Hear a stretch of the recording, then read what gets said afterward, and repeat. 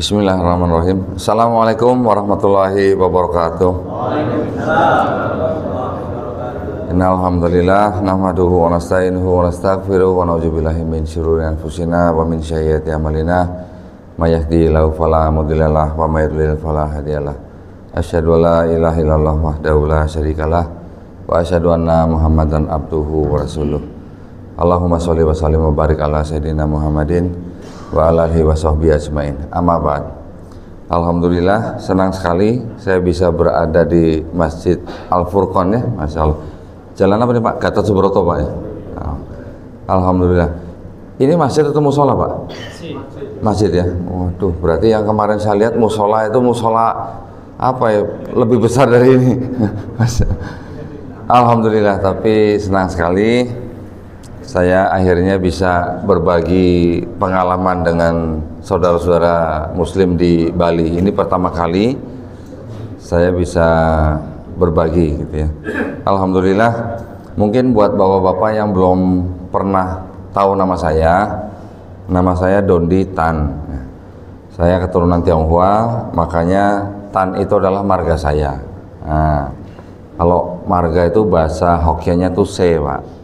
Jadi saya Dondi setan gitu Pak. Nah, bukan seton Pak ya, setan Pak. Alhamdulillah saya memeluk agama Islam, istilahnya kembali ke fitrah 25 Juli 2014. Setelah 7 tahun sebelumnya papa saya duluan yang masuk Islam. Nah, ya, jadi ketika papa saya masuk Islam, kami dari keluarga Kristen itu ya sedikit kaget, cuman tidak yang sampai histeris gitu ya. Setelah itu tapi saya jadi mengamati Islamnya. Saya tahu papa saya mungkin waktu itu masuk Islam karena pergaulan ya. Tetapi ketika saya mengamati Islam, yang saya amati ternyata muslimnya, orangnya, bukan ajarannya. Jadi saya butuh waktu agak lama gitu, kurang lebih 5 tahun cuman ngamatin muslimnya aja gitu. Nah, kalau pas ketemu muslim yang baik ya kesannya baik. Ketika ketemu muslim yang agak bagaimana ya jadi kesannya kurang baik gitu ya. Namun alhamdulillah kira-kira 2 tahun sebelum saya mengucapkan 2 kalimat syahadat, qadarullah saya menonton videonya almarhum Syekh Ahmed Didat. Ada yang tahu ya Pak ya? Semoga Allah merahmati beliau. Beliau itu kan seorang dai yang karismanya luar biasa dari Afrika Selatan, yang mana ceritanya itu kan kecil itu dia dibully oleh misionaris-misionaris, tetapi ketika dia sudah menjadi seorang dai, dia yang mengejar-ngejar misionaris-misionaris itu ya untuk diajak debat gitu. Jadi siapapun bisa berani diajak debat sama dia. Bahkan paus yang di Vatikan pun diajak debat gitu. Sudah disurati beberapa kali, cuman menjawab 1 kali, tapi setelah itu tidak ada jawaban. Nah, memang luar biasa perjuangan beliau sampai umur yang cukup uzur ya, 80-an kalau nggak salah. Beliau mempelajari sebuah buku yang akhirnya dia pakai untuk berdebat dengan banyak sekali pendeta, dan banyak yang masuk Islam karena dakwah beliau. Ternyata termasuk saya. Ya, dia tidak pernah tahu orangnya sudah meninggal, videonya masih diupload di YouTube. Saya menonton, alhamdulillah saya menjemput hidayah. Begitu juga setelah saya menonton video-videonya Dr. Zakir Naik, Masya Allah ya. Ilmu beliau juga luar biasa. Kalau gurunya almarhum Syekh Ahmed Didat ini, itu gurunya Dr. Zakir Naik, belajar kristologi itu 40 tahun, Dr. Zakir Naik belajar cuma 4 tahun, Masya Allah. Dari almarhum Syekh Ahmed Didat saya banyak mendapatkan informasi bahwa ternyata di dalam kitab saya, kitab yang dulu saya jadikan kitab suci, ternyata banyak masalah. Masalahnya apa aja? Macam-macam. Ada yang namanya plagiarisme. Tahu Pak ya plagiarisme ya? Apa namanya? Nyontek, jiplak gitu Pak ya. Kalau nyontek mungkin masih ada beda-bedanya Pak. Kalau jiplak itu udah persis sama gitu. Jadi kalau kita kan mengenal Quran ada beberapa surat. Yang terjadi di kitab saya itu ada di surat ini dan surat ini ada belasan bahkan puluhan ayat persis plek sama gitu. Jadi timbul pertanyaan, penulis surat ini yang mencontek surat yang ini, atau yang ini mencontek yang ini. Begitu juga nanti ada ayat-ayat yang tidak otentik katanya gitu. Kalau istilah kita berarti tidak sahih gitu. Ya, kalau tidak sahih berarti apa? Palsu gitu. Kadang-kadang mau ngomong palsu tuh takut nanti konsekuensinya apa gitu kan ya. Makanya diganti dengan tidak otentik. Ada juga ayat-ayat yang tambahan. Ayat kok bisa ditambah-tambahi? Bisa.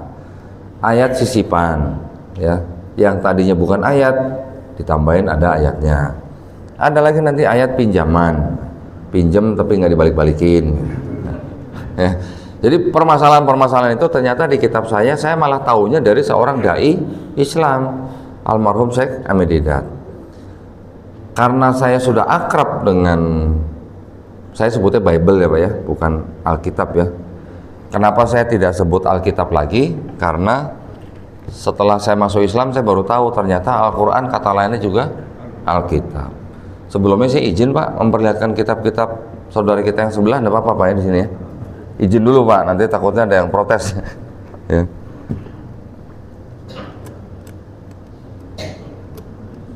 Sebentar Pak.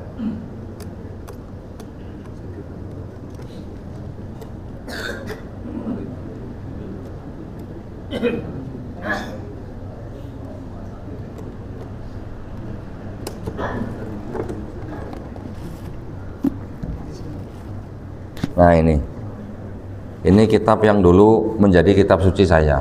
Namanya di sini tertulis Alkitab. Tapi ternyata setelah saya belajar Islam, saya menghimbau bapak-bapak di sini untuk tidak menyebut ini sebagai Alkitab. Kenapa? Karena Al-Quran kita nama lainnya juga Alkitab. Jadi saya himbau sebut ini Bible saja gitu Pak. Paling jauh Holy Bible gitu lah. Bahasa Inggris dikit gitu Pak, modern dikit gitu ya. Nah, di dalam kitab ini ada istilah-istilah yang kita sudah familiar, yaitu apa? Taurat, Zabur, Injil, ya. Orang Kristen menyebut yang namanya Taurat dan Zabur itu dengan identifikasi ada beberapa kitab di sini. Yang disebut dengan Taurat di sini itu ada 5 kitab. Namanya Kejadian, Keluaran, Imamat, Bilangan, Ulangan. Ya, nggak usah dihafalin Pak, nggak perlu Pak. Yang namanya Zabur di sini namanya Mazmur. Ya. Yang kita kenal dengan Injil di sini diakunya namanya Matius, Markus, Lukas, Yohanes. Ya. Tetapi kadang kita juga masih sering salah menyebut. Banyak juga orang Islam yang menyebut satu kitab ini dengan sebutan Injil, gitu ya. Itu tidak tepat Pak. Ya. Mereka selain membuat kitab ini dengan istilah nama-nama mereka, ada yang nama-nama bahasa Ibrani, ternyata mereka juga bikin kitab yang istilah-istilahnya tuh istilah-istilah Islami. Ada yang begitu Pak. Nih, saya tunjukin Pak. Sayang ini tulisan emasnya sudah pudar, jadi saya tunjukin tulisan yang di dalamnya aja. Nah, ini tulisannya Kitab Suci Injil. Tulisannya gini Pak, Kitab Suci Injil. Dan yang disebut dengan Yesus Kristus di sini dikasih nama Isa Al-Masih. Ya, yang di sini Yohanes, di sini Yahya. Kalau Zakaria sama. Nanti ada kitab yang lain saya punya. Di sini Maria, di kitab itu Maryam. Di sini malaikat Gabriel, di kitab itu Jibrail gitu. Ya, cuman saya nggak ada alaihi salamnya aja. Nah, kalangan Kristen ini dan ini penerbitnya sama nih. Ini penerbitnya sama, Lembaga Alkitab Indonesia. Kalau yang ini konsumsinya untuk orang Kristen. Yang ini banyak dibagi ke rumah-rumah orang Islam. Yang ini Pak, ya di Jawa ini banyak dibagi. Kenapa mereka bagi-bagi ini? Memperkenalkan agama mereka. Setelah itu mereka mengajak orang-orang Islam yang mungkin bisa disebut awam gitu ya, untuk masuk agama mereka. Nah itu adalah yang disebut dengan upaya-upaya pendangkalan akidah dan upaya-upaya pemurtatan. Kalau di Bali ada nggak Pak? Gitu. Hah? Ada? pada nggak tahu atau pada nggak mau ngakun? Bener, Pak. Saya yakin ada ya, cuman mungkin tidak terlihat jelas gitu ya, karena memang mereka bergeraknya tuh seperti orang gerilya gitu. Nah, saya setelah masuk Islam 2014, saya bergabung dengan sebuah yayasan, yaitu Yayasan Pembina Mu'alaf At-Tauhid, pusatnya di Surabaya.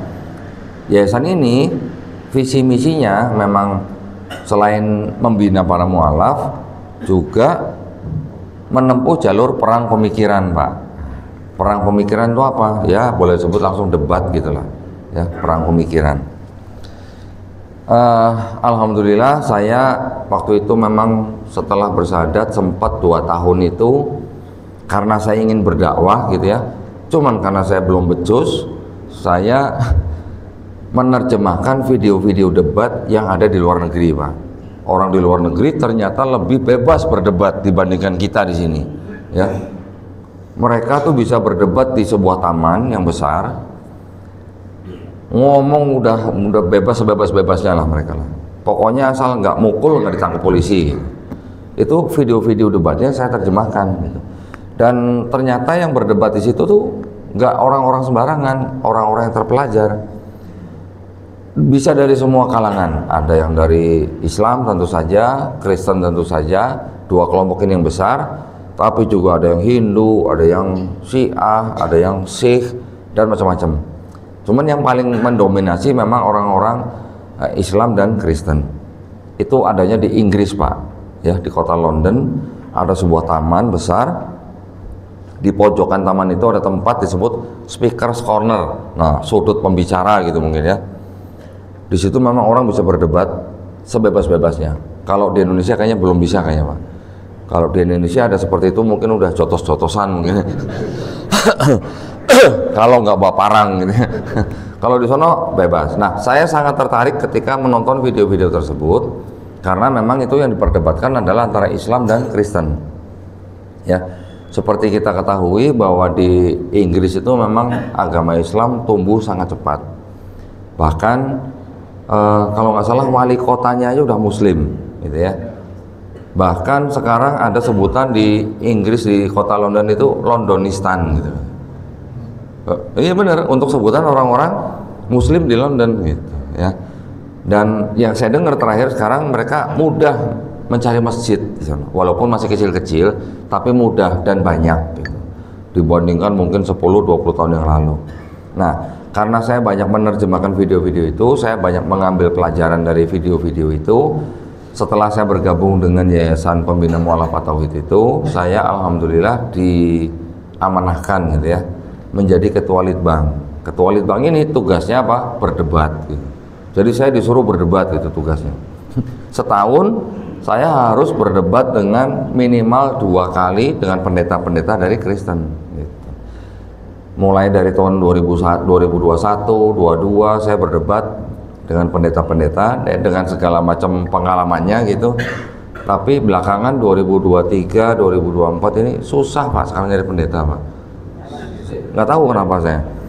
Mungkin karena saya sering memperlihatkan kitab ini, Pak, di YouTube saya nih. Nah, pendeta ngeliat ini udah keder mungkin gitu. Kalau apa bedanya nih ini sama ini? Ini sama-sama Bible padahal. Cuman kalau yang ini kitabnya orang Kristen Protestan, yang ini kitabnya orang Katolik, gitu ya. Bedanya padahal cuma 7 surat, tapi kok bisa jauh lebih tebal seperti ini? Karena di dalam kitab ini ternyata selain ada ayat-ayatnya, juga ada tafsirnya, gitu ya. Jadi kalau ayatnya separoh, tafsirnya separoh, gitu, makanya jauh lebih tebal. Nah, kalau begitu, ini yang pakai siapa? Ini yang pakai bukan jemaat biasa. Ini yang belajar ini calon-calon pastor gitu.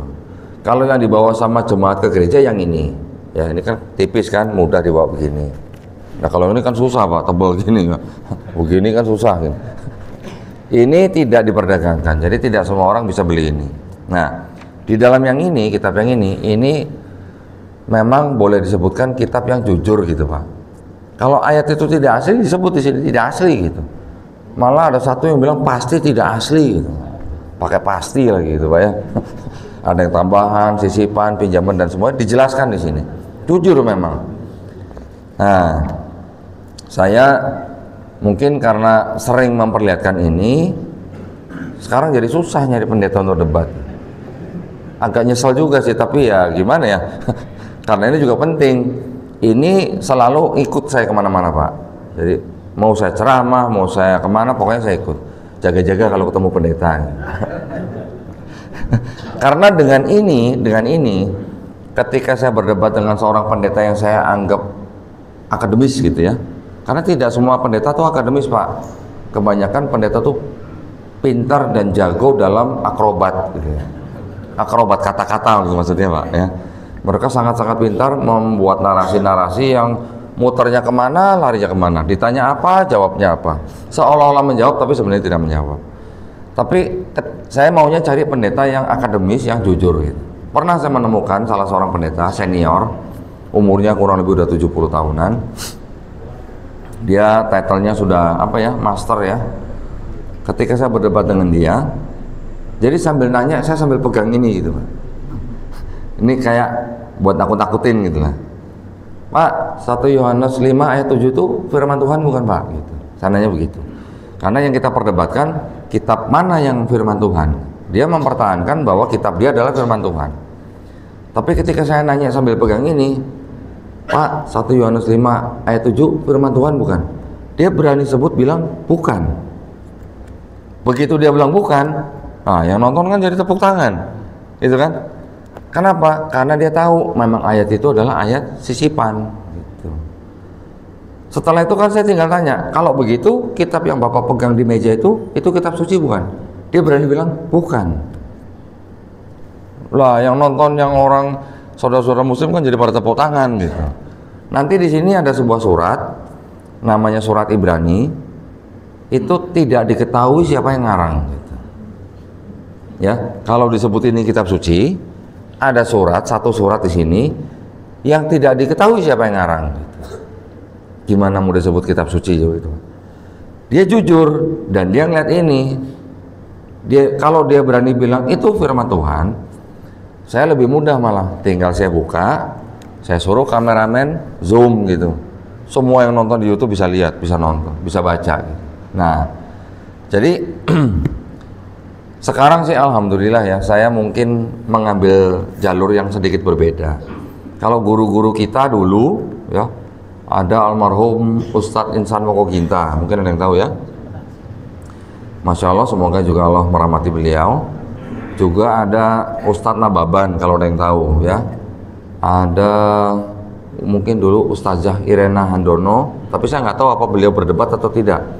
Yang saya tahu yang sering berdebat itu yaitu 2 orang tadi, sama Ustadz Munzir Situmorang kalau nggak salah. Itu juga luar biasa. Yang saya perhatikan, ustadz-ustadz kita kalau berdebat dengan para pendeta, yang diperdebatkan tidak jauh dari urusan apa? Yesus Tuhan atau bukan gitu kan. Betul kan? Yang di luar negeri juga begitu. Yang diperdebatkan biasanya urusannya teologis gitu, atau akidah, Yesus Tuhan atau bukan gitu. Saya memperhatikan debat-debat seperti itu pada akhirnya atau pada ujungnya itu biasanya ya lakum dinukum waliyadin gitu. Mereka mau menyembah apapun dan siapapun kan itu hak mereka. Kita mau menyembah Tuhan kita juga hak kita. Jadi ketika memperdebatkan akidah atau teologis, ujung-ujungnya lakum dinukum waliyadin. Nah, saya mengambil jalur yang disebut dengan jalur kritik teks gitu. Nah, salah satunya adalah dengan memegang ini. Ketika saya bisa membuktikan di dalam kitab ini ada ayat yang tidak asli, nah saya cuma tinggal ngajak mikir, jatuhnya bukan lakum dinukum waliyadin, mikir deh ini kitab suci atau bukan gitu. Saya tuju tuh begitu. Akhirnya jadi banyak saudara-saudara kita yang dari kekristenan datang ke studio kami setelah banyak menonton debat-debat itu ya. Mereka baca sendiri. Setelah mereka baca, ada keterangan ayat ini tidak asli gitu. Ya, ada yang langsung bersyahadat, ada yang nunggu dulu, ada yang sampai nangis gitu. Yang perempuan biasanya nangis, ditutup, nangis. Saya tanya, Mbak, kenapa nangis? Jadi saya selama ini dibohongin sama gereja ya? Oh bukan saya ngomong ya, Mbak sendiri ngomong gitu. Tetapi memang itulah karena kitab ini tidak untuk diperdagangkan, makanya tidak semua jemaat itu tahu gitu ya. Nah, saya menempuh jalur kritik teks itu adalah untuk membuktikan bahwa di dalam kitab mereka ada yang namanya perubahan-perubahan. Kenapa? Karena saya membaca di Quran Al-Baqarah ayat ke-79 kan dikatakan bahwa mereka sudah mengubah-ubah kitab mereka, gitu kan? Mereka menulis dengan tangan mereka dan mengatakan bahwa itu berasal dari Allah, dan mereka menjual dengan harga yang murah. Jadi dengan mempelajari ilmu ini, kristologi ini, saya dan teman-teman di Yayasan Pembinaan Mu'alafah Tauhid itu membuktikan kebenaran Quran, gitu Pak. Sampai saya kumpulkan begitu banyak Bible, sehingga saya bisa buktikan di tahun ini kata-katanya ini, tahun ini kata-katanya beda, tahun ini kata-katanya lain lagi. Jadi memang yang ditulis di sini adalah bahasa Indonesia, yaitu bahasa terjemahan. Tetapi terjemahan yang diubah dan berubah maknanya sama sekali, itu berarti kan dia berasal dari naskah yang berbeda, dari sumber yang berbeda juga gitu ya. Nanti kalau bapak-bapak misalnya mau ada yang mau dalemin, bisa paham maksud saya apa gitu. Nah, ketika kita sudah mulai masuk ke dalam kritik teks, itu para pendeta itu biasanya udah sulit untuk menangkal atau membantah gitu ya. Kalau hanya urusan teologi, Yesus Tuhan atau bukan, mereka bisa berakrobat sedemikian canggihnya gitu. Nah, itulah yang kami lakukan di Yayasan Pembinaan Mu'alafah Tauhid ini, yang memang tujuan kami itu tidak lain tidak bukan adalah untuk membentengi akidah umat Islam dari upaya pemurtadan gitu. Jadi kami mendekati pesantren, memberikan kajian-kajian seperti ini. Kami juga mengajar di sekolah tinggi ilmu agama Islam, yang mana mahasiswa-mahasiswanya itu berasal dari semua daerah di Indonesia. Jadi kami harapkan ketika mereka pulang, mereka bisa menjaga akidah umat Islam di daerah masing-masing. Saya mengajar di sebuah sekolah tinggi ilmu dakwah Muhammad Nasir di Jakarta, yang mana mahasiswanya tuh semuanya berasal dari luar daerah ya. 2 tahun pertama mondok di kampus, 2 tahun kedua mereka harus tidur di masjid sebagai marbot atau imam gitu. Nah, mereka itu yang belajar kristologi, pulang baru mereka menjaga akidah umat Islam di sekitar mereka. Alhamdulillah, beberapa lama yang lalu ada salah satu mahasiswa saya yang udah pulang ke daerahnya mengirimkan video sedang mensyahadatkan orang. Masya Allah, alhamdulillah gitu ya. Baik, nah jadi izin Pak, bentar.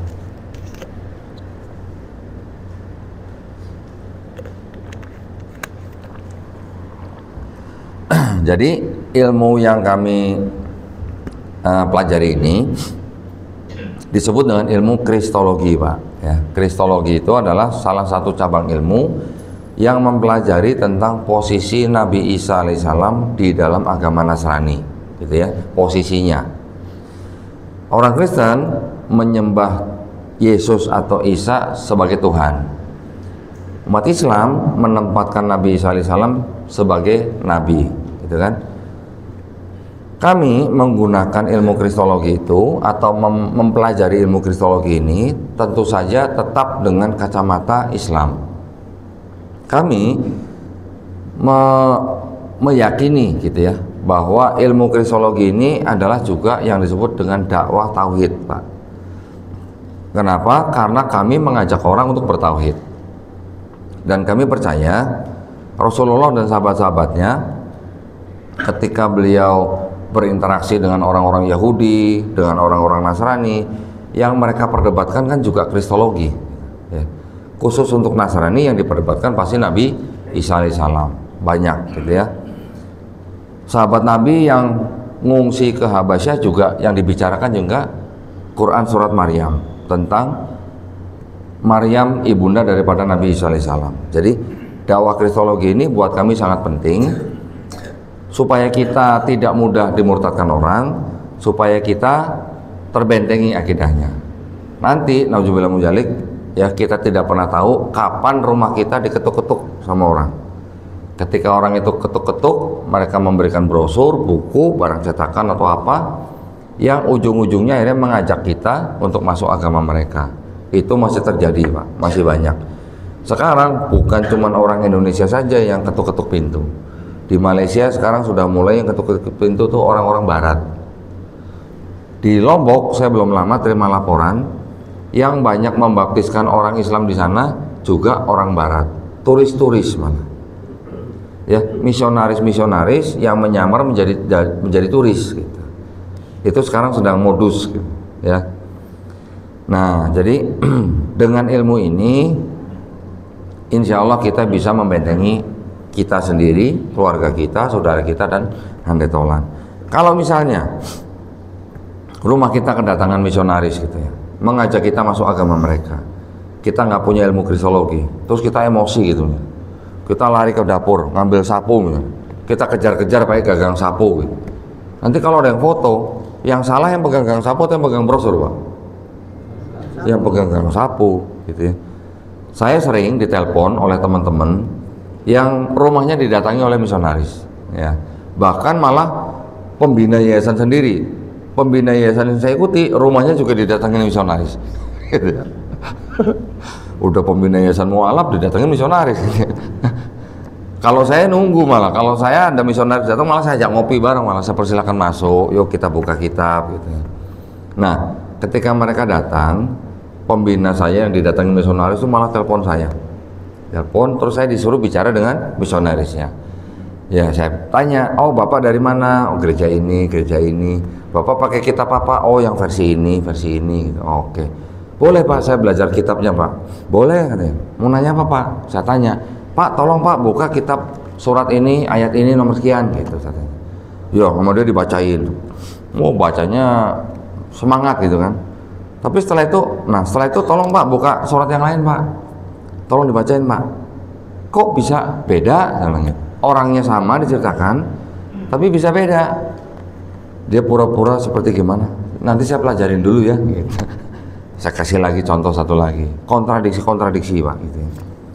Dengan begitu dia pulang sendiri, buru-buru pulang. Gitu. Kalau kita bisa buktikan di dalam kitab mereka banyak kontradiksi, otomatis mereka akan pulang sendiri, itu nggak berani datang lagi. Misalnya. Nah, kontradiksi-kontradiksi yang ada di seluruh kitab ini saya rangkum Pak, saya buatkan tabel gitu. Nah, tabelnya jadi berupa seperti bentuk 4 kolom gitu ya. Untuk satu isu ini, ayat ini bunyi begini, ayat ini bunyi begini, ayat ini bunyi begini, ayat ini bunyi begini. Itu saya rangkum dalam sebuah buku. Nah, itu sudah terbitkan menjadi buku ini. Nah, ya, buku ini kalau misalnya dimiliki oleh Bapak ya, dibaca gitu ya, debat sama pendeta Pak, udah pusing mereka, karena kontradiksi-kontradiksi ini udah kontradiksi-kontradiksi yang udah nggak bisa kejawab gitu. Memang begitu adanya kitab itu gitu ya. Dulu ketika saya masih Kristen, saya juga baca Pak, kitab ini saya juga baca, banyak saya baca, walaupun mungkin nggak semua ya, tapi orang Kristen biasanya bacanya kan urut dari depan ke belakang. Biasanya orang baca dari depan sampai sini, berhenti, yang depan udah lupa. Nanti baca yang ini sampai sini, yang sini udah lupa, gitu kan biasanya begitu. Tapi ketika yang perbedaan-perbedaan itu saya rangkum jadi satu tabel, saya bandingkan satu-satu, kita nggak perlu menafsirkan ini, kita udah tahu, oh itu ada kontradiksi. Ya, itu yang saya lakukan di dalam buku ini. Ya.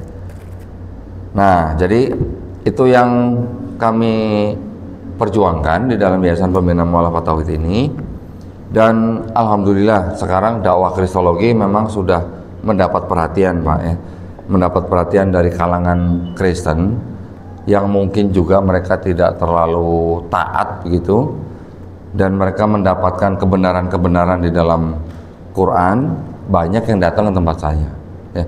Tetapi yang datang ke tempat saya bukan cuma orang Kristen yang mau belajar ini Pak, juga banyak orang Islam yang bawa suami, bawa istri, atau bawa anak yang mau murtad atau yang bahkan sudah murtad, itu juga banyak. Nah, jadi mereka juga mungkin sudah sadar gitu lah ya, melihat oh ternyata di dalam agama mereka kitabnya bermasalah. Nah, saya menerima semuanya. Banyak juga orang tua yang mengirimkan anaknya sekolah ke luar negeri, pulang-pulang murtad. Karena di luar negeri kan sangat bebas gitu ya. Bahkan sampai ada yang anak putrinya sekolah di luar negeri, pulang-pulang sudah murtad, nggak cuman murtad, terikat dengan organisasi rahasia di sana, yang Kristen gitu. Wah, itu agak sulit itu ya. Bahkan orang tuanya menyusul sampai ke luar negeri aja, ditinggalin sama anak itu di hotel karena dia harus ikut pertemuan rahasia di sana. Nah, makanya dari beberapa yang diskusi dengan saya, ada yang kembali ke Islam, ada yang tidak apa-apa, tidak ada paksaan dalam Islam. Kalau orang Kristennya macam-macam Pak. Ketika mereka menonton video saya, sudah bulat mau bersahadat, tapi bingung karena dia mau diusir sama keluarganya. Mau nggak mau dia datang ke tempat saya sudah bawa baju untuk nggak pulang lagi gitu. Ada yang begitu Pak, anak muda dari Sumatera Utara, baru lulus SMA, ya nonton video-video saya gitu ya.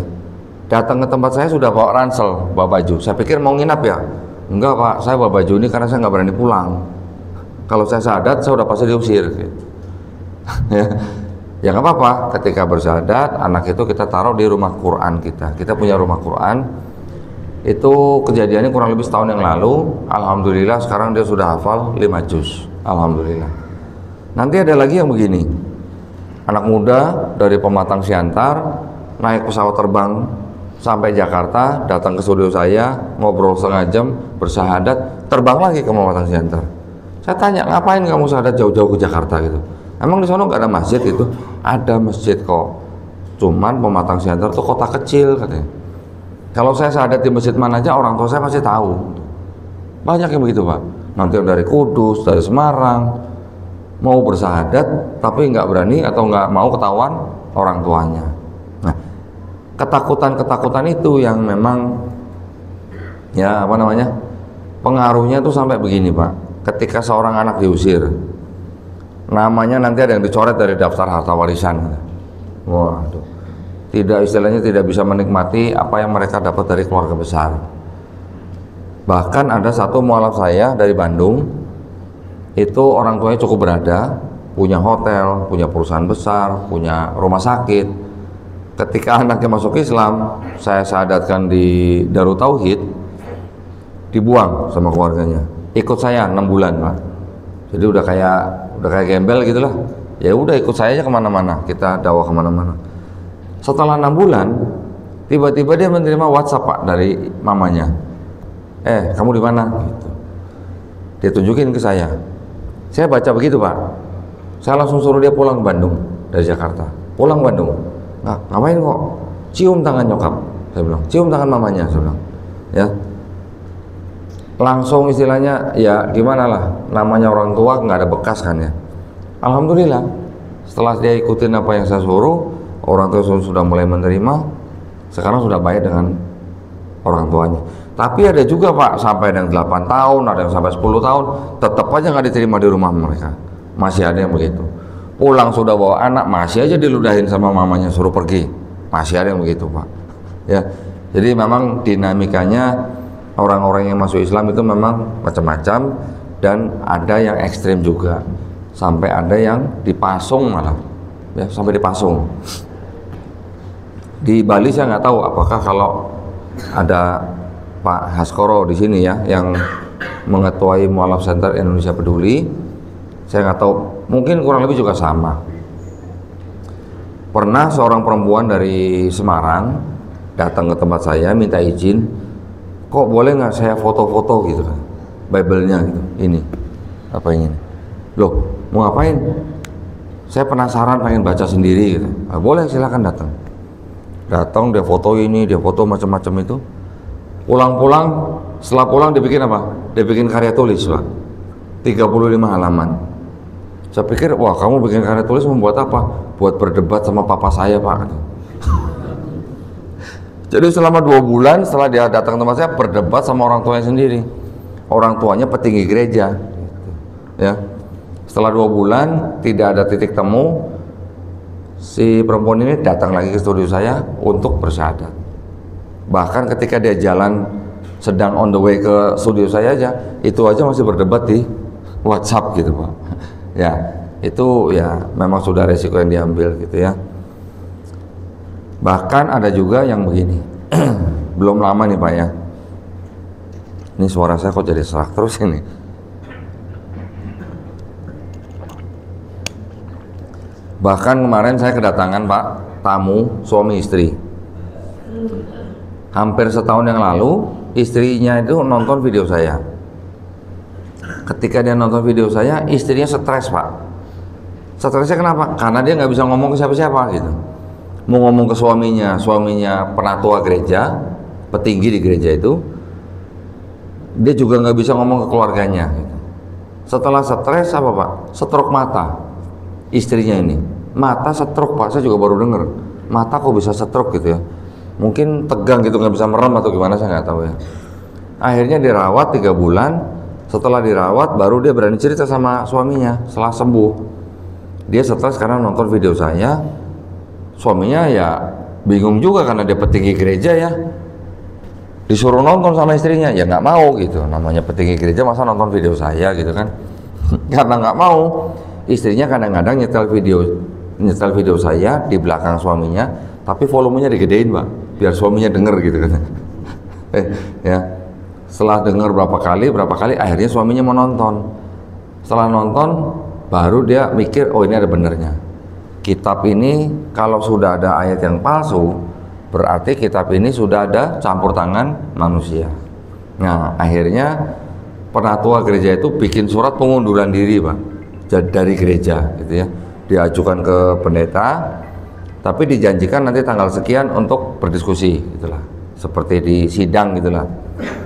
Nah, sebelum di sidang itu suami istri ini datang ke tempat saya, menghubungi, datang, saya buka semua udah apa yang mereka ingin tahu, saya buka semua sambil mereka catat-catat begitu. Tapi ketika saya ajak masuk Islam, mereka bilang nanti dulu ya kok. Saya bilang, saya ini kan kemarin mengajukan surat pengunduran diri katanya. Saya pengennya setelah surat itu saya sudah lepas dari gereja baru saya bersyahadat. Oh silakan, semoga dilancarkan gitu ya. Bener, jadi dia datang kembali ke pendetanya, diskusi, apa yang dia catat di studio saya kasih lihat ke pendetanya. Pendetanya nggak bisa jawab. Sudah hari dia keluar, besoknya datang lagi untuk bersyahadat. Suami istri itu langsung. Alhamdulillah, gitu ya. Ada juga sekarang permasalahannya, ya ini positif juga. Banyak juga yang datang ke saya, suami istri yang sudah lama nikah tapi beda agama Pak. Banyak yang begitu ya. Sekarang pengajian-pengajian juga sudah banyak di media sosial. Jadi sekarang mereka sudah tahu gitu bahwa nikah beda agama itu nggak boleh ya. Islam yang paling keras gitu untuk nikah beda agama. Tetapi yang paling banyak melakukan malah orang Islam gitu. Betul ya? Ada sebuah lembaga, bukan lembaga negara, bisa memfasilitasi orang Islam nikah beda agama, tapi tidak tercatat di catatan sipil. Berarti tidak tercatat oleh negara. Ada yang begitu Pak. Datang ke saya. Ya, alhamdulillah karena sudah di medsos sudah banyak informasi, akhirnya banyak yang memberi ultimatum gitu kepada suami atau istrinya. Nah, kalau nggak mau masuk Islam, terpaksa kita cerai katanya. Banyak yang begitu. Ya sudah, berarti saya harus diskusi dulu nih dengan suami atau istrinya. Bisa berjam-jam Pak itu kalau diskusi itu. Buka sono, buka sini, buka sono, buka. Dan tidak cukup, kebanyakan tidak cukup sekali datang ya. 2 kali datang, 3 kali datang, bahkan ada yang 5 kali datang baru syahadat, ada yang begitu. Itu yang kami lakukan ya, di studio kami di Jakarta. Nah, jadi kami senang sekali kalau sekarang masjid-masjid sudah mulai mau mendengar kajian-kajian semacam ini supaya mengetahui bahwa kita ini sedang ditargetkan. Kita semua tidak terkecuali. Cuman kita nggak tahu aja kapan kita nanti didatengin sama misionaris-misionaris itu.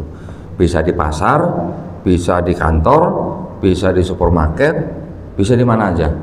Ya, saya juga sering dimintain tolong orang tua yang anaknya mau murtad atau bahkan sudah murtad hanya gara-gara ketemu pendeta di depan minimarket.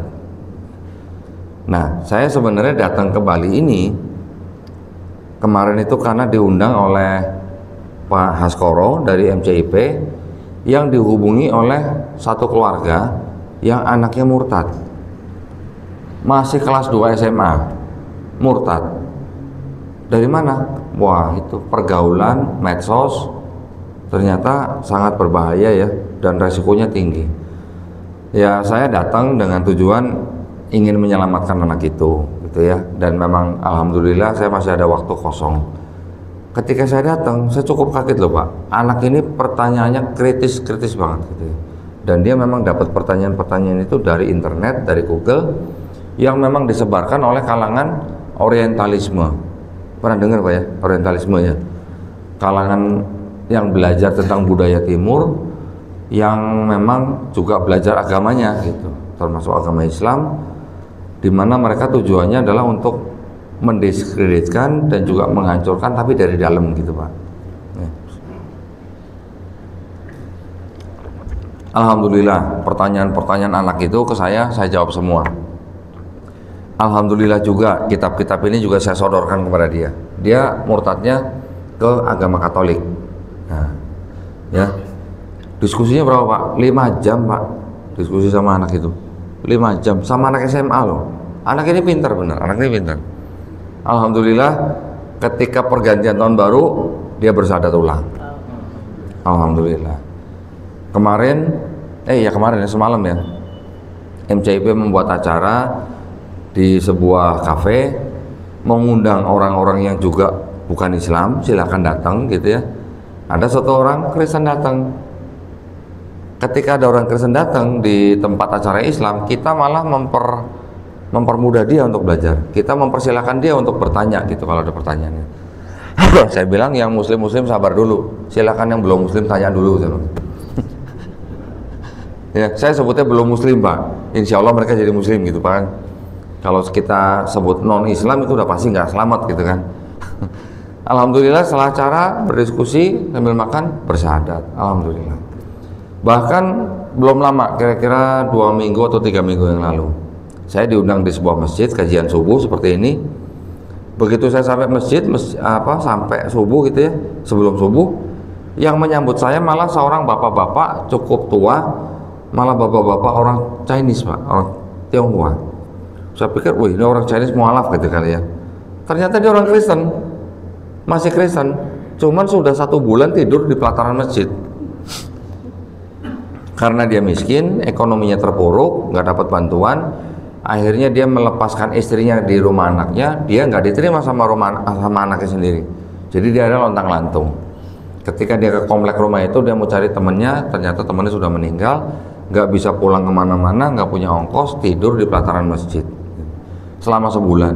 Nah, ketika dia baru tidur di masjid, di pelataran masjid, dia melihat ada spanduk kajian Donditan. Dia pernah nonton video saya Pak di YouTube. Dia tungguin sampai saya datang, sebulan Pak dia tungguin. Ya, setelah ikut kajian, tapi dia ikut kajiannya di luar pintu masjid, ya di pelataran.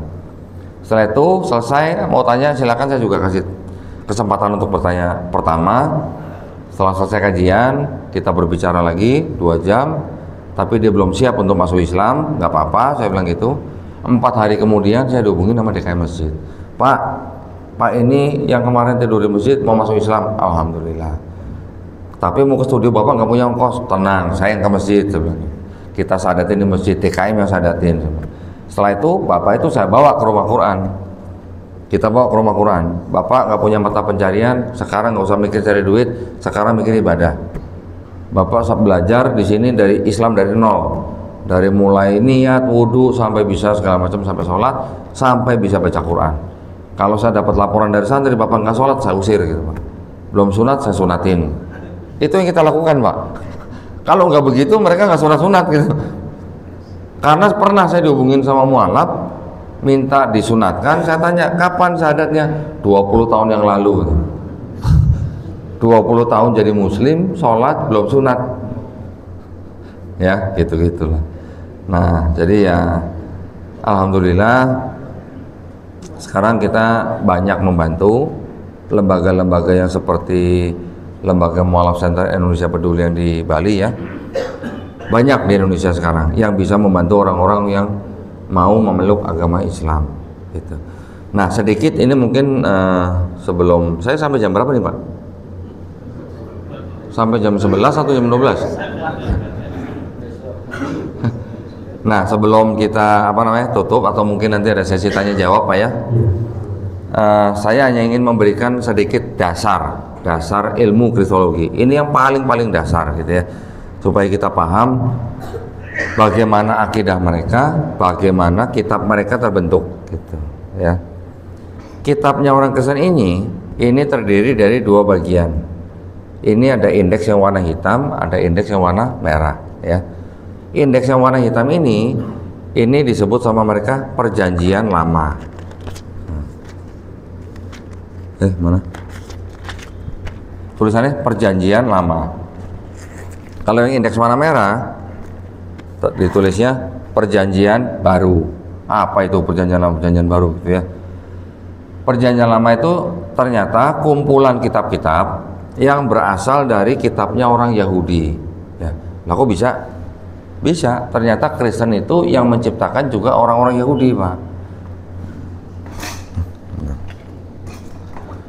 Nah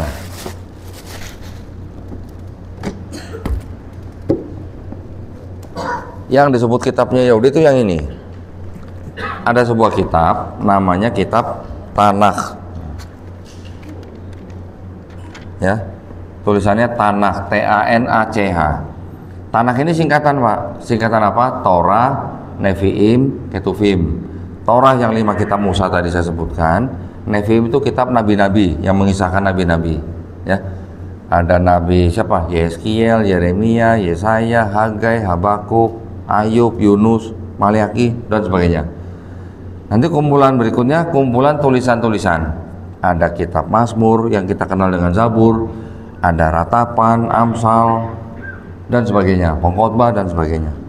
Nah, ketiga kelompok kitab itu yang menjadi kitabnya orang Yahudi disebut Tanakh. Kitab ini ditulis dalam bahasa Ibrani. Ya. Nah, tulisannya begini.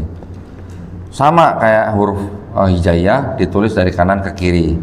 Sama juga di sini sekarang juga menggunakan tanda baca. Kalau kita di bahasa Arab kita sebut dengan harokat, di sini disebut dengan nikut gitu ya. Kitab ini disusun kira-kira tahun 450 sebelum Masehi, sebelum ada Yesus Pak, sebelum ada Nabi Isa alaihissalam. Kemudian kitab ini diterjemahkan dari bahasa Ibrani ke bahasa Yunani jadi ini. Nah, ini kitab namanya kitab Septuaginta. Ketika sudah diterjemahkan menjadi bahasa Yunani, karena memang di daerah situ ya, Mesir, Israel, Persia, itu memang semua daerah itu dikuasai oleh bangsa Yunani pada waktu itu ya. Kira-kira 250 tahun mereka di bawah kebudayaan Yunani, sehingga mereka perlu kitab yang pakai bahasa Yunani gitu. Yang memerintahkan untuk menerjemahkan ini raja di Mesir ya, raja boneka Yunani yang ada di Mesir, namanya Raja Ptolemy II gitu. Nah, ketika kitab ini sudah jadi diterjemahkan, kitab ini beredar terus Pak sampai yang disebut dengan Nabi Isa alaihissalam hidup, bahkan sampai diangkat, bahkan sampai abad kedua, abad ketiga, abad keempat.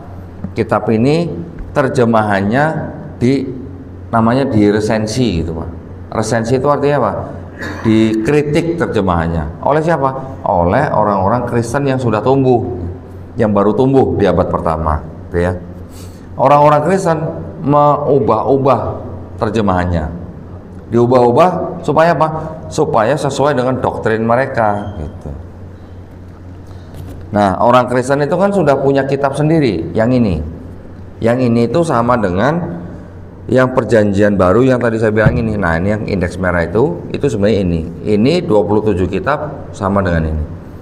Kitabnya orang Kristen ini ditulis kira-kira pertengahan abad pertama sampai abad kedua ya. Di akhir abad keempat, terjemahan ini yang sudah selesai direvisi terjemahannya, ini ditempel sama kitabnya orang Kristen. Nah, enak Pak ya suaranya. Ini yang jadi kitabnya orang Kristen. Terus masalahnya di mana gitu dengan kitabnya orang Yahudi ini? Masalahnya apa? Masalahnya setelah yang ini terjemahannya diubah-ubah, yang ini sekarang menjadi seolah-olah berbicara tentang Yesus di kitab yang ini gitu. Padahal kalau kita tanya sama orang Yahudi, ada nggak nubuat buat Yesus di sini? Nggak ada, nol, nihil gitu. Tapi setelah terjemahnya diubah-ubah, jadi seolah-olah meramalkan atau menubuatkan Yesus di kitab ini. Gitu. Itu masalahnya. Itu makanya baru terjadi perpecahan antara Yahudi dan Kristen. Yang menciptakan agama Kristen siapa? Orang yang bernama Paulus, bukan Yesus malah sebenarnya. Ya. Ini sejarah terbentuknya kitab mereka. Makanya sampai sekarang kalau orang Kristen di Israel sana yang mencoba misalnya mengajak orang Yahudi masuk agama Kristen, sama orang Yahudi diapain Pak? Diludahin. Ya, banyak di Israel sendiri banyak orang Kristen datang ke sana menginjili orang-orang Yahudi untuk masuk Kristen. Itu banyak Pak. Ya.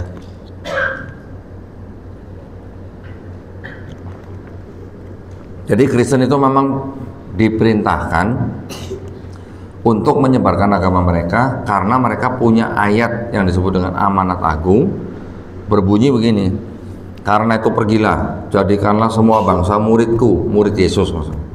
Baptislah mereka dalam nama Bapa dan Putra dan Roh Kudus. Itu ayat perintah mereka untuk menyebarkan agama mereka. Islam bagaimana? Kita juga diperintahkan berdakwah, ya Pak ya.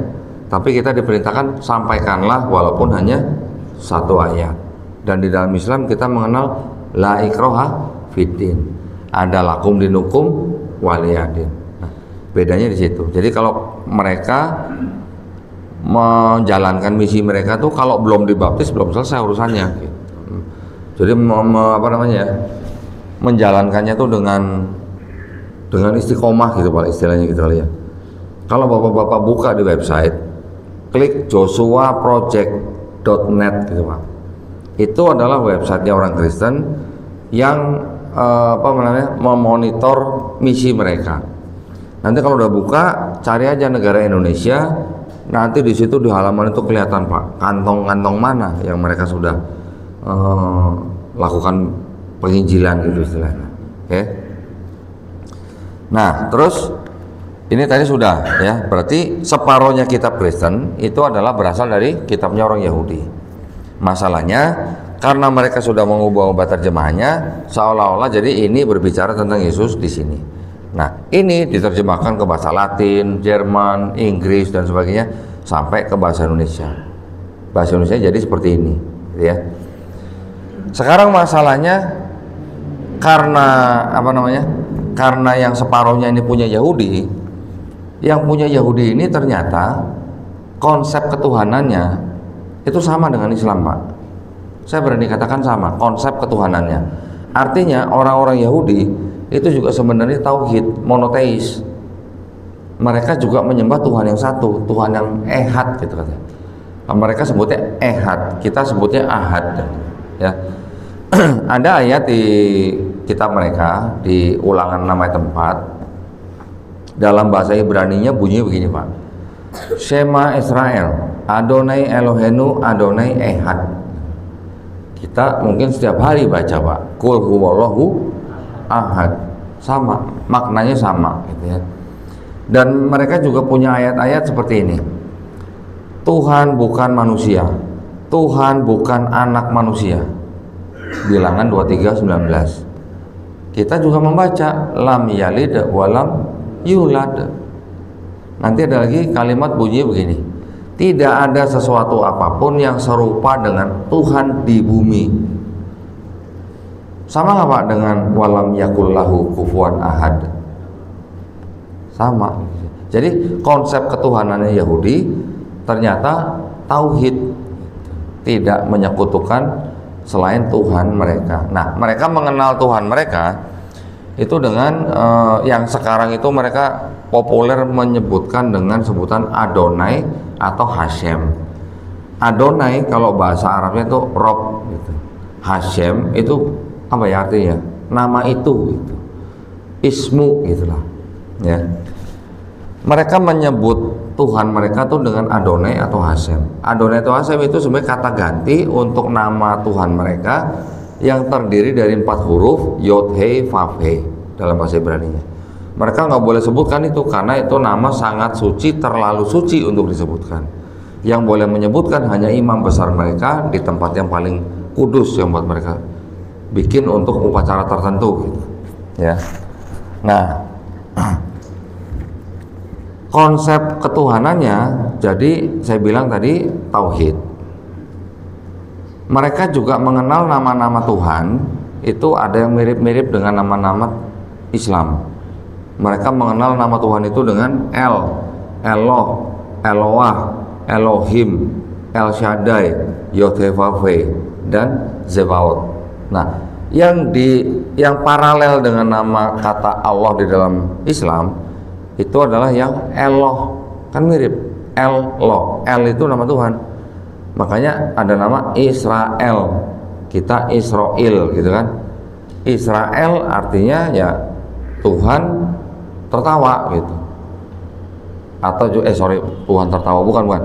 Israel itu artinya Tuhan telah menang gitu. Jadi Nabi Yakub alaihissalam itu kan disebut dengan Israel. Ada cerita di sini Nabi Yakub bergumul dengan Tuhan dan menang gitu. Makanya diganti namanya dengan Israel. Ya ini tradisi Yahudi ya. Nanti ada lagi Ismail. Nah, itu El itu adalah sebagai kata diambil dari kata nama Tuhan. Nah, tadi saya sebutkan konsep ketuhanannya ternyata sama dengan Islam. Konsep keselamatannya bagaimana? Di Islam kita mengenal bahwa selama mulut kita memelihara la ilaha illallah dan kita bertobat dari semua dosa kita, insya Allah masuk surga dengan rahmat Allah SWT. Ya. Di sini juga sama. Dengan bertobat, berhenti berbuat kejahatan, belajar berbuat kebaikan, mengendalikan orang jahat, itu akan menghapus dosa mereka. Disebutkan walaupun dosa mereka merah seperti kirmizi atau merah seperti kain kesumba, bisa menjadi putih seperti bulu domba atau seperti salju. Jadi sama dengan kita, ya kita juga bertobat, insya Allah diampuni. Nah, cuman ketika masuk ke dalam kitabnya orang Kristen yang merah ini, yang mana di sini Yesus dianggap sebagai Tuhan, ada kontradiksi jadinya. Kalau yang di perjanjian lama bilangnya Tuhan bukan manusia, tiba-tiba di perjanjian baru Tuhan bisa jadi Yesus, gitu ya. Ketika di perjanjian lama mengatakan kalau nggak bertobat atau kalau tidak menghentikan perbuatan jahat, nggak selamat, di perjanjian baru tiba-tiba menjadi apa? Kalau tidak percaya Yesus sebagai Tuhan dan Juru Selamat yang sudah mati di atas kayu salib, maka tidak selamat. Jadi ada kontradiksi antara konsep ketuhanan, konsep keselamatan antara perjanjian lama dan perjanjian baru. Ada satu lagi yang kontradiksi, itu adalah konsep Mesias. Mesias itu apa? Mesias itu kalau kita kenal dalam bahasa Indonesia itu Kristus, ya. Kristus bahasa Indonesia, Christ bahasa Inggris, Kristos bahasa Yunani, Mesias bahasa Ibrani. Bahasa Aramaiknya the Mesiho. Bahasa Arabnya apa, Pak? Al-Masih. Jadi Isa Al-Masih itu sebenarnya sama dengan Yesus Kristus. Gitu ya. Cuman konsep Mesias itu antara orang Yahudi dan orang Kristen itu yang berbeda. Itu yang menjadikan terpisahnya agama Yahudi dan Kristen. Ya. Orang Kristen kan bilang bahwa Mesias itulah yang dijanjikan di dalam perjanjian lamanya orang Yahudi. Karena apa? Karena Yesus adalah anak Daud, keturunan Daud gitu katanya. Tapi orang Yahudi punya standar yang lebih spesifik. Yang disebut Mesias yang akan datang itu bukan Tuhan yang jadi manusia, tapi harus benar-benar murni manusia. Harus keturunan Raja Daud melalui anaknya Raja Salomo atau yang kita kenal Nabi Sulaiman alaihissalam. Kemudian Mesias yang akan datang itu juga nanti datang ketika di seluruh dunia itu orang sudah tidak ada perang gitu. Ya. Ketika di seluruh dunia itu orang sudah mengenal Tuhan. Nah, sekarang bagaimana? Masih ada perang, ya kan? Tidak semua orang masih kenal Tuhan. Orang-orang di pedalaman masih belum kenal Tuhan. Jadi menurut Yahudi, Yesus bukan Mesias yang dijanjikan karena tidak memenuhi syarat mereka. Syaratnya apa? Harus keturunan Daud melalui Salomo. Sedangkan di Kristen dicatatnya Yesus dianggap keturunan Daud tapi bukan dari Salomo. Karena Yusuf yang dianggap orang tua tirinya betul dia keturunan Daud, tapi Yesus bukan anak kandungnya. Jadi kalau bukan anak kandung, anak adopsi, orang Yahudi bilang sorry bro, nggak bisa masuk. Kira-kira gitu Pak. Nah, itu adalah konsep Mesias yang berbeda antara Yahudi dan Kristen. Orang Yahudi juga bilang yang namanya Mesias itu nanti kalau datang, dia bukan datang menyelesaikan misi terus pergi terus datang lagi, itu bukan begitu. Datang cukup sekali selesai jadi raja bangsa Israel. Tapi kalau orang Kristen bilang, nulis kan Yesus sudah datang membawa misi, mati di atas kayu salib, bangkit dari ketiga, sudah diangkat, nanti akan datang lagi, kan begitu di Kristen. Di Islam juga kita, sebagian besar ulama kita berpendapat bahwa Nabi sallallahu alaihi wasallam kan akan datang lagi yang kedua kali, ya kan, untuk membunuh Dajjal, untuk mematahkan salib, untuk membunuh babi gitu. Ya ini artinya mungkin sebenarnya yang dua ini adalah urusannya dengan Kristen ya, yang kita pahami gitu ya. Tetapi kan Islam kan tidak menyembah Yesus atau tidak menganggap Yesus punya sifat ilahi. Tapi kalau Kristen kan Yesus itu nanti akan datang lagi sebagai Tuhan. Itu yang membedakan ya. Jadi tadi kita bisa melihat secara ringkas konsep ketuhanan di dalam kitabnya orang Yahudi yang sudah dijadikan separuhnya kitab orang Kristen. Konsep ketuhanannya kontradiksi dengan perjanjian baru. Konsep keselamatannya juga tidak sama dengan perjanjian baru. Konsep Mesiasnya juga tidak sama dengan perjanjian baru. Nah, itulah tiga hal itu yang sangat-sangat mencolok yang bisa kita pelajari, bahwa di dalam kitab saudara-saudara kita itu ada masalah seperti itu. Ini belum ngomongin kontradiksi, belum ngomongin penerjemahan yang beda-beda dan sebagainya, gitu ya. Jadi itu yang mungkin bisa saya sampaikan sebagai perkenalan ilmu kristologi. Nanti kalau mau istilahnya mau belajar lebih dalam lagi, baru kita nanti bicara tentang kristologi secara tematik, gitu ya. Baik, saya mengucapkan terima kasih, banyak-banyak terima kasih atas undangan ke masjid ini. Saya juga mohon maaf jika ada kata-kata yang saya tidak berkenan. Yang salah datangnya dari saya, yang benar datangnya hanya dari Allah Subhanahu wa taala, ya. Saya berdoa semoga semuanya kita insya Allah menjadi golongan manusia yang mengikuti apa yang sudah diturunkan Allah Subhanahu wa taala melalui Rasulnya, dan insya Allah kita semua juga dijadikan golongan manusia yang menyaksikan keesaan Allah Subhanahu wa taala, ya. Saya serahkan kembali kepada apa di sini namanya DMI ya Pak ya, atau apa TKM ya. Terima kasih. Akhir kata, wabillahi taufiq wal hidayah. Wassalamualaikum warahmatullahi wabarakatuh.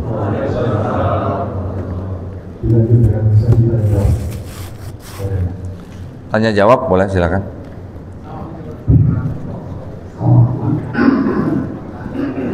Assalamualaikum warahmatullahi wabarakatuh. Waalaikumsalam warahmatullahi wabarakatuh. Oh, yang nggak kelihatan. Gimana Pak? Tadi apa Pak? Ewa-ewa maksudnya Pak?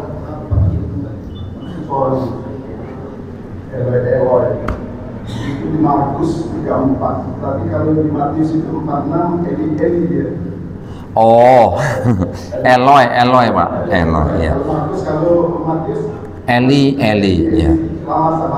Lama Sabatani. Itu salah satu ketua Arimatia. Oh, masya Allah, Arimatia. Di Chandra dengan Bu Ayat. Oh, berarti Ibu kenal Ustadz Yusuf Ismail? Dia sering di rumah. Oh, Allah, masya Allah.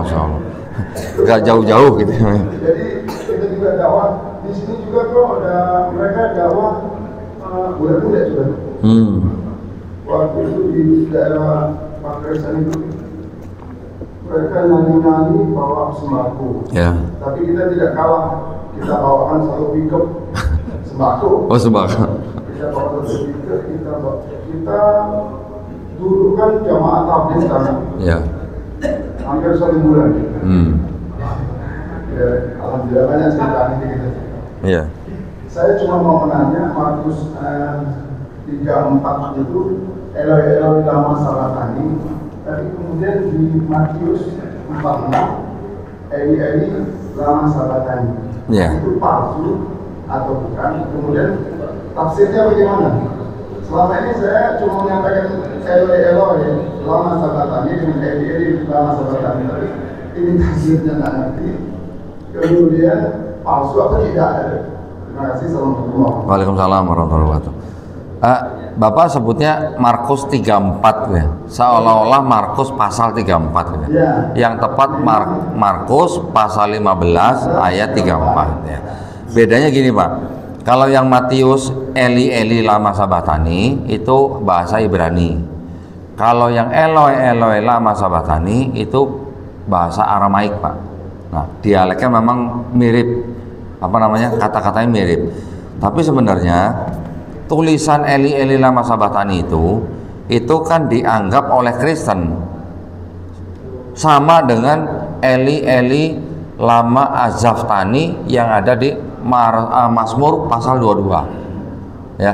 Cuman kalau yang di Mazmur itu Eli Eli lama azaftani, kalau Matius Eli Eli lama sabachtani. Artinya mungkin sama.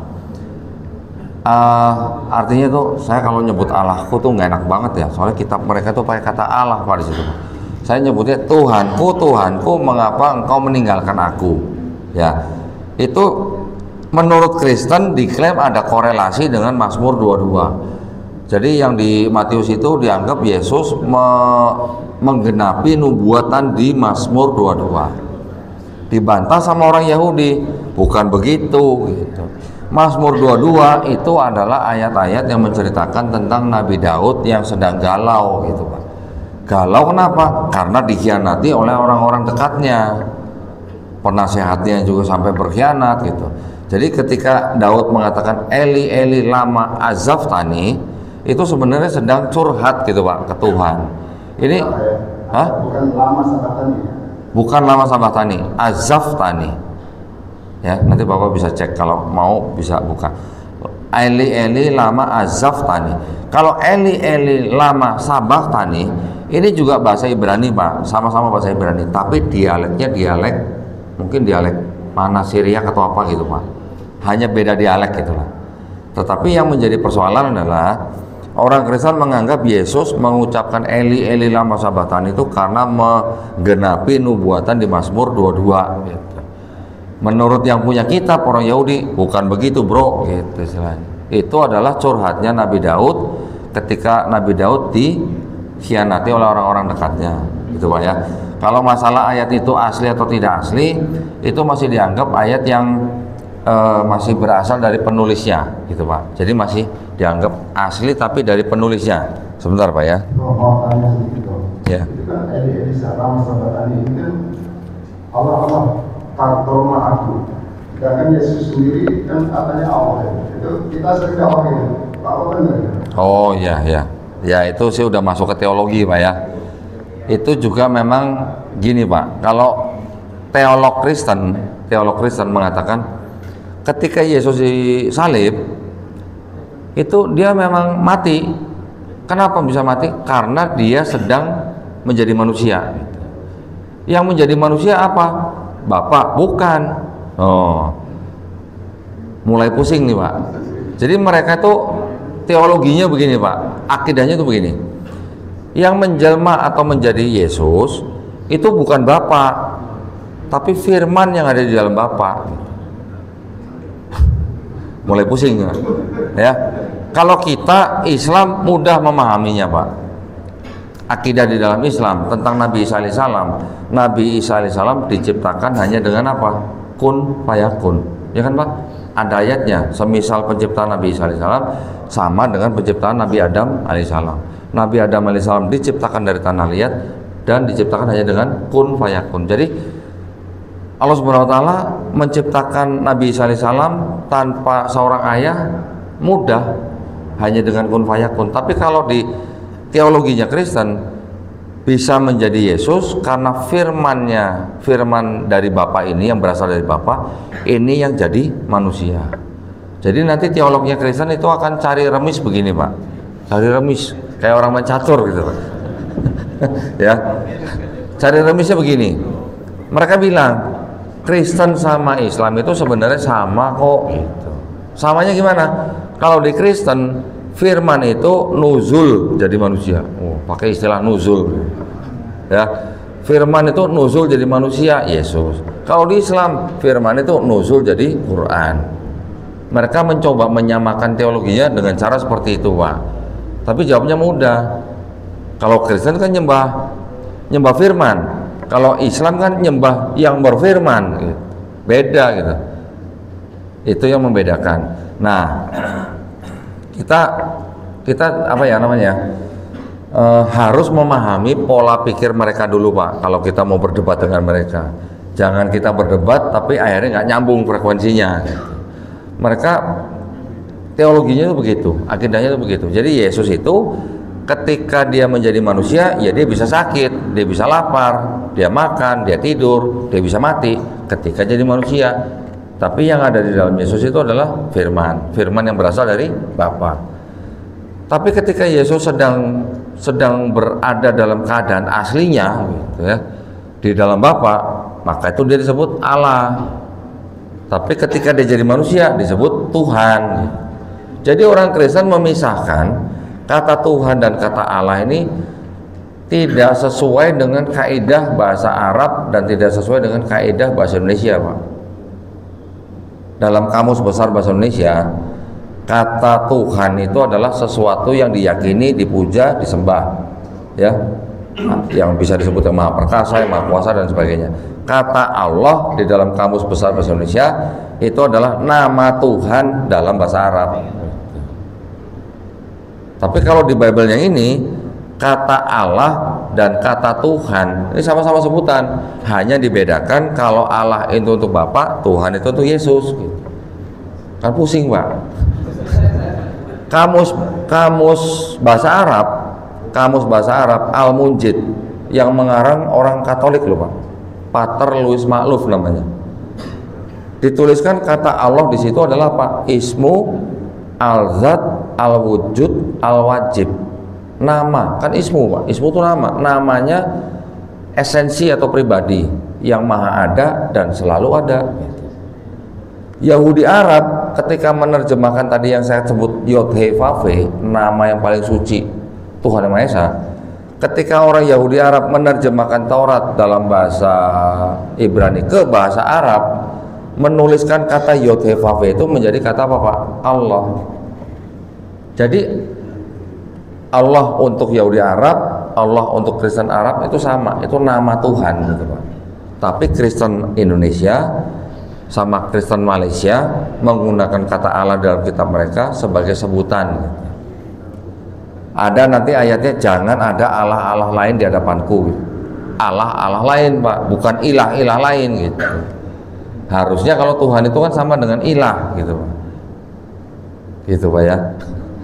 Jadi kalau Bapak tanya apa namanya, itu kok bisa katanya Yesus Tuhan tapi kok nyebut Eli, Allahku, jawabannya begitu Pak kalau dari pendeta. Ya Pak, silakan. Ada lagi? Nanti pulang beli bodrek Pak.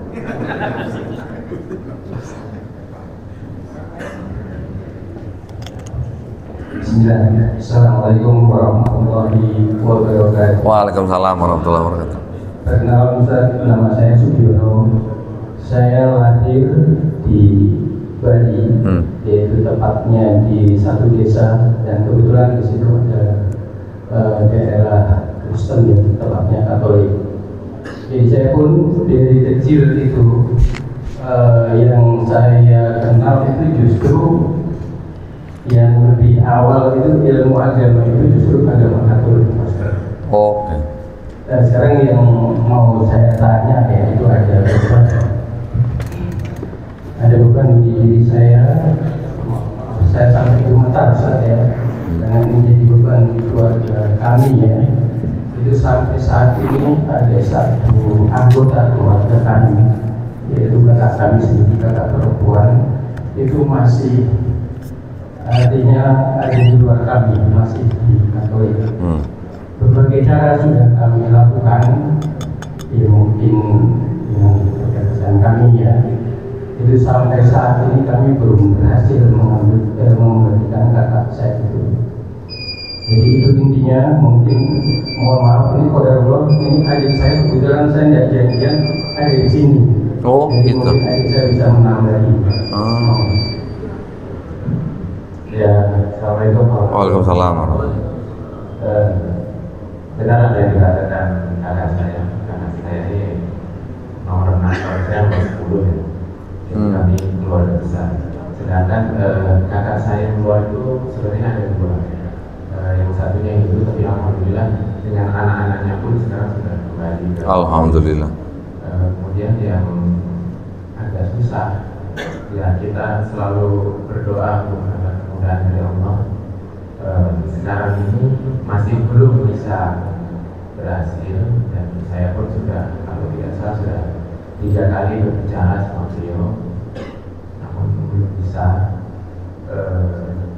Jadi mungkin di sini barangkali ada kiat-kiat dari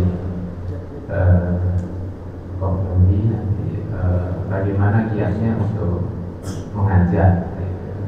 Jadi kalau tadi disebutkan bahwa awal pertama yang kami ketahui adalah justru adalah masalahnya, ya memang kami lahirnya di sana karena sekolah yang paling dekat dengan akses rumah kami dengan berjalan kaki pada saat itu adalah memang sekolah Katolik. Jadi dari tahun 1940 itu di Palasari di pembukaan hutan di sana. Jadi di Bali ini di Jemberana itu sebenarnya di daerah barat itu bukan asli Bali, makanya namanya Jimbarwana. Jimbarwana itu ada hutan yang sangat luas. Jadi banyak dikatakan mbak kami itu yang buka hutan di sana. Nah tahun 1940 sendiri orang Kristen sudah buka gereja di sana. Jadi sempat jadi gereja terbesar di Bali di daerah kami Palasari. Kami ada di sana. Jadi intinya kami mohon saran atau masukan bagaimana kiatnya agar kami bisa secara taktis untuk bisa mengambil kembali kakak kami. Ya baik. Gini Pak ya, hidayah itu mutlak milik Allah Subhanahu Wa Taala. Ya Pak ya. Saya sendiri selalu menyerahkan kepada Allah Subhanahu Wa Taala ketika saya berdiskusi ataupun saya berdebat, saya hanya menyandarkan kepada izin Allah Subhanahu Wa Taala. Ketika Allah mengizinkan, orang itu bisa masuk Islam. Tapi ketika belum diizinkan, kita nggak bisa maksa Pak. Ya Pak ya. Maka itu kan kita juga di dalam Islam kan tidak ada paksaan. Tapi untuk berdiskusi atau untuk mengajak saudara kita yang di luar Islam, kalau memang dia Katolik atau Protestan, kita harus mengetahui kondisi orang itu juga. Kondisi itu maksudnya gini Pak, kakaknya itu rajin ke gereja nggak Pak? Rajin baca Bible nggak Pak? Nggak tahu. Nah, kalau orang yang kita ajak diskusi itu paham dengan Bible-nya, itu biasanya lebih mudah Pak. Kalau dia tahu ada cerita apa aja di sini gitu.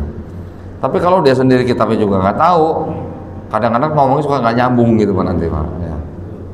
Kalau kiat saya begini Pak, dia pasti tahu, dia pasti ingat bahwa Yesus yang diceritakan dalam Bible ini ketika lahir 8 hari disunat.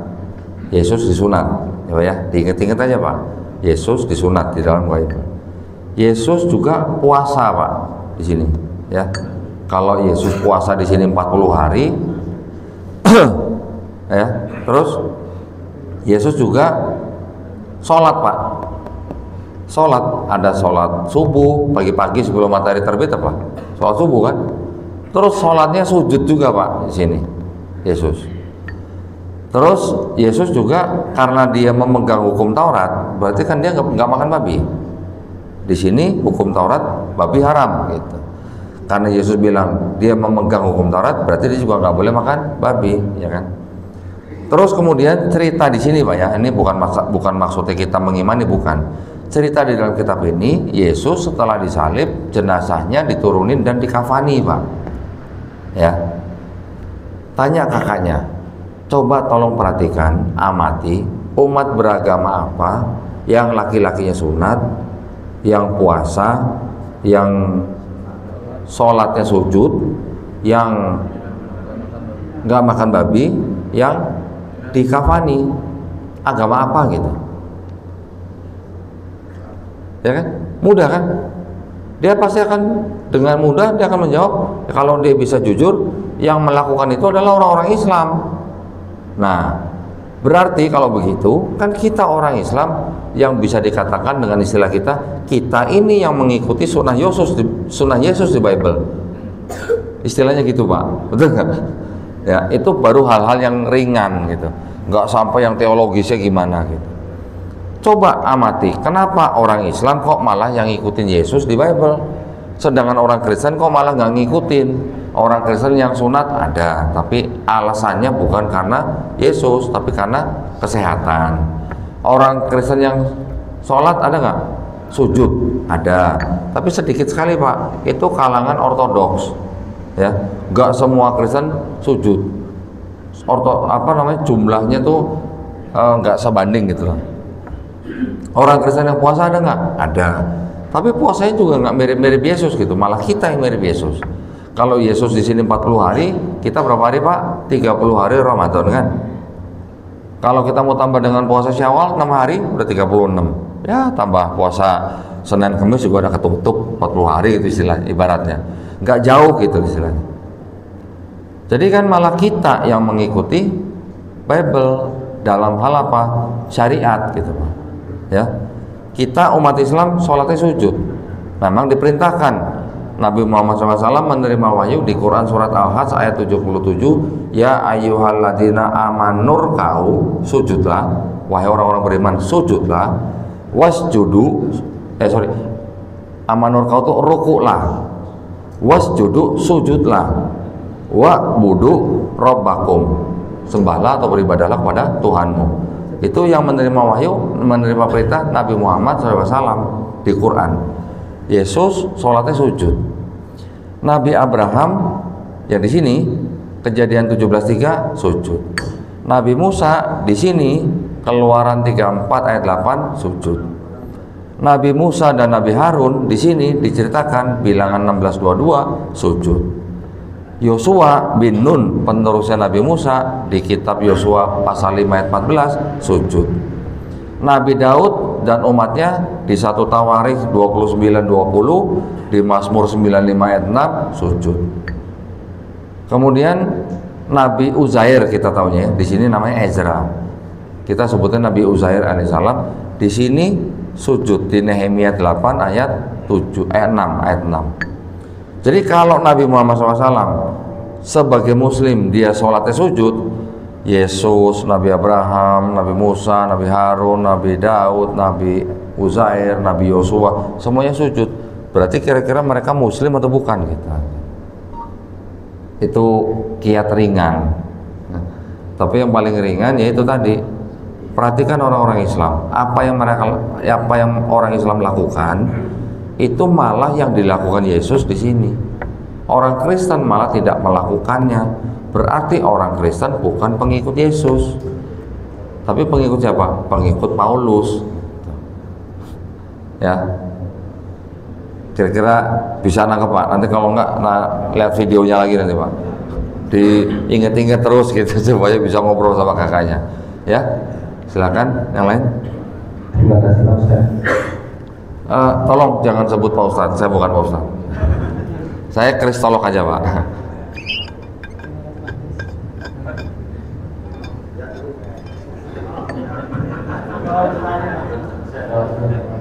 Assalamualaikum warahmatullahi wabarakatuh. Waalaikumsalam warahmatullahi wabarakatuh.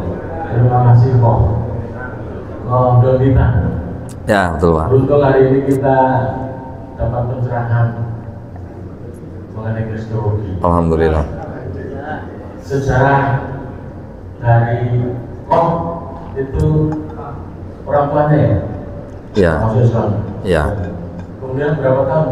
7 tahun, Pak. 7 tahun. 7 tahun. Kelamaan Pak itu Pak. Itu Telmi namanya Pak itu. Siap. Barangkali Pak sejarahnya kan dari leluhurnya apa Pak? Chinese ya? Ya. Dari siap. Barangkali ini mungkin minta tanggapan aja. Barangkali sebelum ke Kristen barangkali agama leluhur ya? Oh enggak, kalau gini Pak. Keluarga saya, mama saya Kristen. Papa saya awalnya Konghucu. Nah, setelah hijrah ke Jakarta baru papa saya masuk Kristen. Tapi Pak sendiri mengenal Konghucu ya Pak?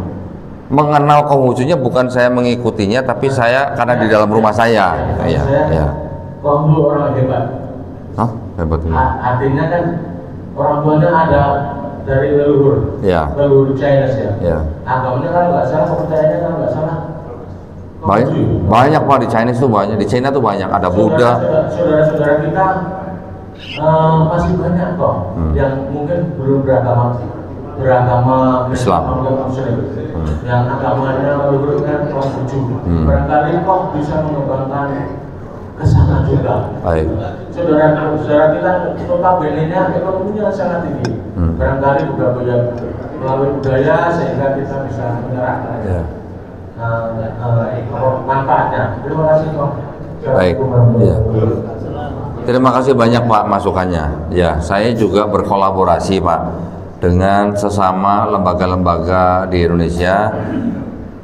Dalam hal ini sesuai dengan usulan Bapak, saya juga sudah ya beberapa kali ada kolaborasi dengan PT Pak. Nah ya, PT itu kan Persatuan Islam Tionghoa Indonesia. Itu di seluruh Indonesia ada cabangnya. Itu Pak yang saya sering kolaborasi dengan mereka, khususnya untuk saudara-saudara kita yang dari kalangan Tionghoa. Itu Pak, yang bisa saya jawab ya. Mohon doanya Pak. Silakan yang lain mungkin. Cukup?